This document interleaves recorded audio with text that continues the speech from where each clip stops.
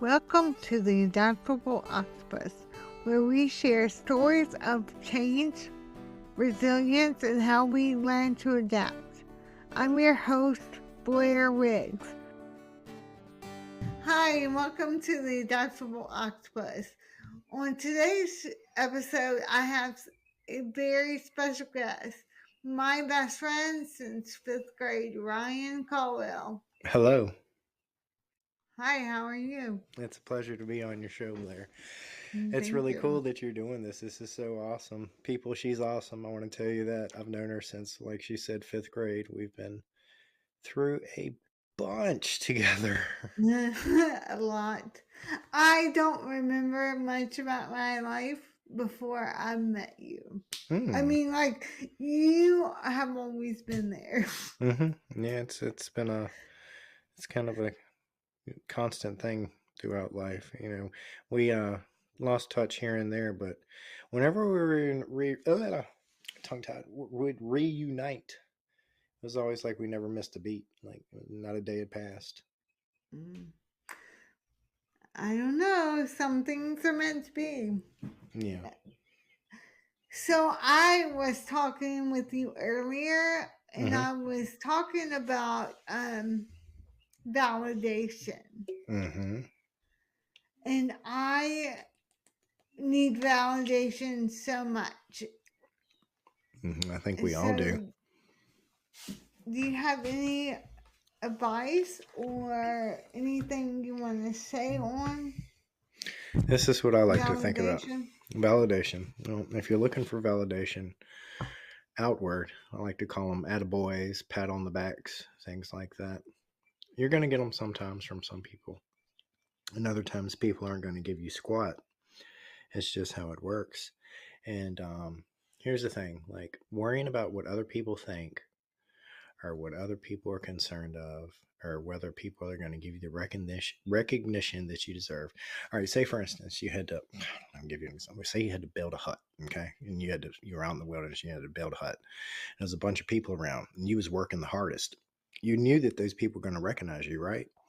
Well, the point is to get the hut built, not to get recognized for the hut being built. If you was out there and nobody else was around and you was all by yourself building that hut, you wouldn't be worried about people patting you on the back once it was done. All that you would worry about is getting the task done. So sometimes I ask myself, Ryan, if you was the only person in the entire world, like everybody else vanished, that's not going to happen with this, fiction, but what if it did? And I was like, this is the last man on earth or whatever. What would be important? Impressing people wouldn't be because that wouldn't exist. I don't think I'm worried about impressing. I have a. Well, validation wouldn't exist either because you couldn't get it. Where are you going to get it from? The dog? I mean, sometimes he's the best cuddler that I know. Well, he does give you that look sometimes. Whatever. I don't. Sometimes I struggle with having the confidence to make big life decisions or big decisions. I have never made a big decision on my own ever. Is it because before you make the decision, you future trip on what might happen or what might go wrong, and then you get frozen as to whether you should make a move or not? Exactly. Yeah, that happens to a lot of people. I think the most of us, if not all of us, before we have to make a big, what I say, life-changing decision, life-altering decision, life transition decision, even something that's going to affect you for the years from now and the years forward. We always play it out. We say, well, what if this happens? And then we're like, oh no, what if I crash and burn this way? Well, what if I crash and burn that way? Well, I could also crash and burn this way too. And then we're like, well, you know what? I'm just not going to make that decision at all and sit where I am. Yeah. And sometimes where you sit isn't comfortable at all, but you're used to it. So you keep sitting there. Like I said, I have had a husband or a boyfriend or somebody since the age of 18. So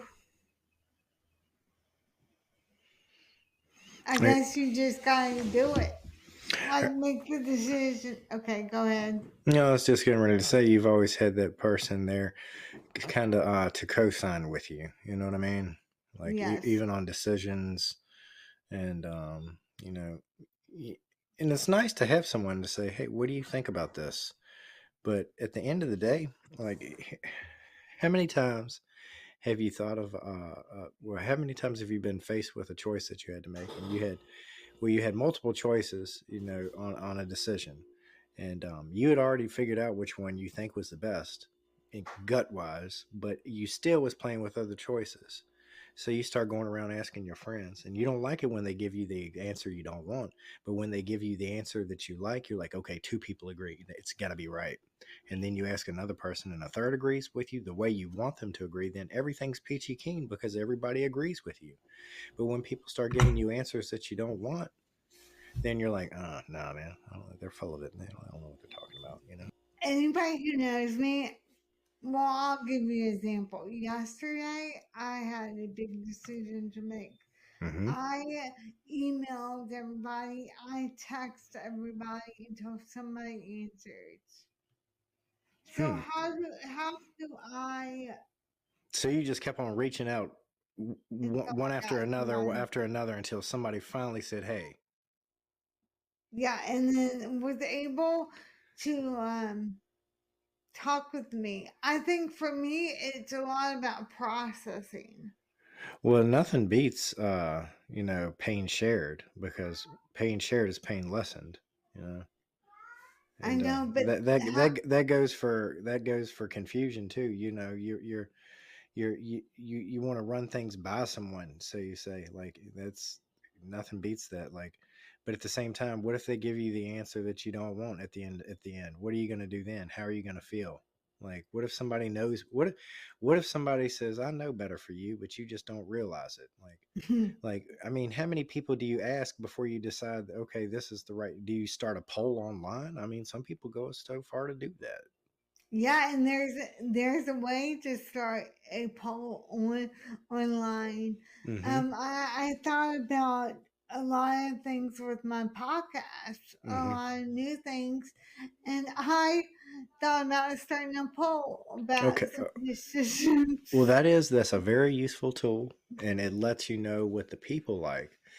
But at the same time, it has its place. If a poll is great if it affects everybody at the end, like if it's a team type thing. But if you start Mhm, a poll for your personal, like, say for example, I want to paint the living room in my house. I want to paint it a different color. It's gray blue right now, mhm. and I want to paint it, I don't know, between a light yellow, a dark blue, and a brown. Okay. And I can't decide. And I'm kind of leaning towards the brown, but not really. But, anyways, and I start a poll online, and everybody jumps to this one color. What did I say? Like, oh, dark blue. Say everybody says dark blue. Okay. And I was really leaning towards that brown, but the majority says dark blue. So if I go with the majority, that means the majority of the people that come over to my house are going to like the color of the walls. But guess what? I live there. I won't Yeah. be. So what's more important? What all the people want or what you want? At the end of the day, a lot of times you already know the answer. Yeah, you have a very good point, and I agree. I think healing. I've been through a lot of traumas and a lot of different things, Mm-hmm. and it's just a healing process. Oh But gosh, yeah.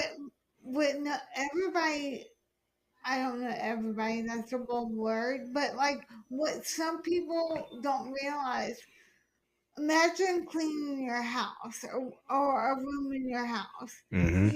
You have to make it a mess to reorganize it to to make it better. No, okay, I see what you're saying. Like, if you want to rearrange your bookshelf, you got to pull all your books off the shelf. Yeah, and I that's an ugly process that no one Great wants to. analogy. Mm-hmm. So I guess that's just where I'm at. Yeah. Like I never thought about it that way, but like sometimes you really do. You've just got to go into your inner workings in your file cabinets and just pull all that stuff out, Mm-hmm. research it, decide Yeah. what to do with it. I know I have a lot of unresolved trauma too, and you know, you, they say, oh, that person has so much baggage, and a lot of times it's unresolved trauma. And you know what? That's a really good way to put it, baggage, because that person hasn't unpacked that stuff yet. It's I still know. inside. They're carrying it with them, and until you unpack it and deal with it, it's going to be inside, and it's going to be a heavy load depending on just how heavy it is. Yeah. So I guess I'm in the process of unpacking my Mm, bags because hmm it's too heavy. Yeah, no kidding. And some things, and another good analogy is sometimes you're going to sort through your bag and you're going to say, oh man, this thing is sentimental. I need to hang on to this. And other stuff, you're going to say, well, this is crap. This is garbage. I'm going to toss this. Yeah. And a lot of times it's for the good to let some stuff go, to just toss it. Yeah. And something about um if you're that friend that always needs something like validation or whatever, hmm it can um suck your friends dry Oh, emotionally, oh goodness, yes. mentally, and physically. Oh yes, because you're looking for that attaboy. You're looking or that attagirl. Yeah. They're they're a source. The source. They're a source for you. They're a source for you. They're a supply of compliments and recognition. And but you see, at the end of the day, their opinion isn't what builds you. It is it ego, Blair. It could be. You I know, have no idea. I don't ego. I don't think I have ego. you're a pretty selfless person. I will say that you Yeah. you've got that going for you. You're one of the few left. Yeah, I think I struggle with confidence the Yeah, most. me too. Yeah, me too. But you know what? One thing with confidence I've found, especially like on, like, say, an outfit or your makeup or the way you wear your hair or whatever, you hear the term "fake it till you make it." Yeah. It kind of works with confidence. It kind of does in a kind of sort of way. Like if you walk into the room, like you're walking onto a yacht, sort of like that song, like he walked into the room like he was walking onto a yacht. You know, Mhm. walk in there like you own the place and see how you feel and look how people look at you and treat you. Here's the thing. If you walk into a room with your head hung low and your shoulders slumped and walking real slow and just looking at your feet the whole time, people are going to look at you and make an assumption.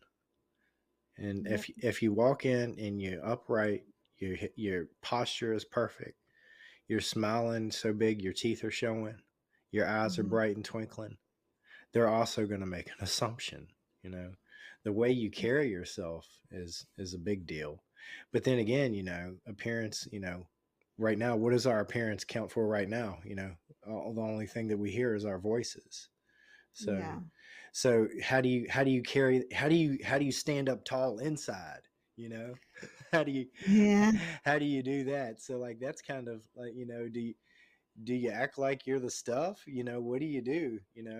So Yeah. I've always thought it was easy to fake it, physically at least, give that aura of confidence the way you walk and carry yourself, because people don't know any difference. They're going to assume what they see. A lot of people do. They assume what they see, and that's not always accurate at all. At Mhm. all. Yeah, Excuse me. I have many different friends with cerebral palsy, and th- that is one of their main things. We had a guest named Caitlin Mm-hmm. on the show a couple weeks ago, and that's her whole message. I'm more than what you just see. Mm-hmm. Exactly. You can put on a suit, but the suit is just that. It's a suit. It's not you. Mhm. You know, and that is sad that people do assume what they see. A lot of times with disabilities too. Oh gosh, that's been probably since disabilities have even existed. People have made assumptions. Yeah. From the And beginning of time, I would guess. yeah, and you can't change everybody, and that's where being adaptable comes in. Like Oh, no matter absolutely. what, no matter what you're doing or going through, like go through it. You can make it through it. We have no choice but to. Yeah. See, I always make it through it, but I do it kicking and screaming. You can. You can do it any kind of way you want. When I was, I've lost weight and put weight on and lost weight and put weight on and lost. So many times yo-yoed over my life, but that's a different story. But anyways, there were times when I was, doing cardio, and I remember just doing it, saying, "I don't want to do this," just the whole time thinking, "I don't want to do it." And sometimes I would actually get into a rhythmic movement on the elliptical, going, "I don't want to do this. I don't want to do this. And I just bitch and moan the whole way. But you know what? That 30 minutes of cardio got done. Yeah, I understand completely. On the other hand, my sister does the gym selfies, and she's just happy to be there. I'm like, Oh, oh my gosh. So congratulations to those who can take amazing gym selfies. I cannot. mm. But congratulations. Yeah. I hate going to the gym. I um I don't know. The gym for me is kind of daunting because it's so many people in there. Mm-hmm. And like it's not that here's one thing. I've never once worried about what people think when they look at me when I exercise. It's Mm-hmm. just that it's so many of them in there and it's so much energy going on in the gym because people are pumped, they're working out, they're grunting, they're lifting heavy, they're jacked up. A lot of them are on pre-workouts, you Yeah. know. So it's just a really high energy place, and like I'm kind of meek and mild, and and it's just I go in there and if I had to go in there today, my muscles have gotten down to baseline again, so I'd have to start from the start again. And just like every time I go in there and I get on the bench press and I use the bar, I don't put any weights on it at all. That bar weighs 45 pounds. And believe it or not, that bar is kind of a challenge for a guy with no muscles. Yeah. And Yep. you know what? That consider a lot of people consider that we consider that, oh, a wimpy guy, a little guy, they make fun of that because they're in there benching 250, But you know what? I'm not them. Mm-hmm. That's not my journey. Their quest to get as big as the Hulk. Good luck. I hope they reach that. But I just kind of like to stay in shape. You know what I mean? Yeah. So, I do. so I have nothing to prove at all. Yeah. What people, I'm going to tell you a little secret about me. Sure. I have my headphones on at the gym, and Yeah. everybody thinks that I'm playing like pumped up music, or Yeah. like I'm either listening to a book, A book. or Yeah. I have like meditation music going. Oh, like some. That's Yeah. Yeah. I know what you yeah, mean. Like some Indian flute music or some binaural beats and some hertz. Yeah. all different kinds. Yeah. Some yeah. I like Native American flute music and drums. That rhythmic thing that they get going. It's Mm. almost like a mantra. That would be good to work out too. I didn't think about that. Yeah. So the next time you're in the gym, try it, just, and then you come out. Well, I come out feeling better. Yeah, So you probably do because it probably adds a little mental aspect to it too. yeah. Some people like sit on their porch and drink coffee Mm-hmm. just to wake up. I have to work out and listening to meditation music to, to get my day going. One thing that I like to do when the weather permits, and here lately it's been rainy, so it hasn't been optimal, but I like to go for a walk when I wake up. Yeah. See, exercise. So Hmm. maybe that's why we're friends. We have to wake up the same way. Yeah, maybe. one, one amongst many things. Yeah. Well, thank you for being a guest. I love you so much. I love you And too, Blair. hopefully, we'll be seeing you soon Hmm. or hearing from you soon. I always say seeing, I don't know why. Um, remember to always stay adaptable. Bye. Stay adaptable and stand up inside, right?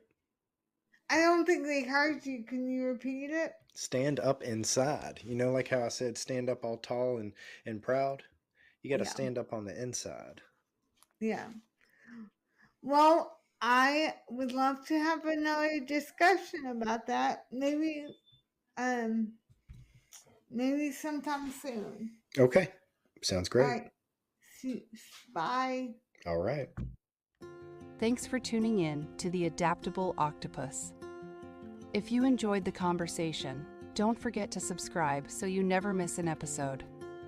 You can listen on your favorite podcast platform, whether it's Spotify, Apple Podcasts, or anywhere else you love to stream. And if you have a moment, leave a review or share the podcast with someone who might enjoy it too. Your support means the world and helps grow this amazing community. Until next time, keep adapting, keep thriving, and take care.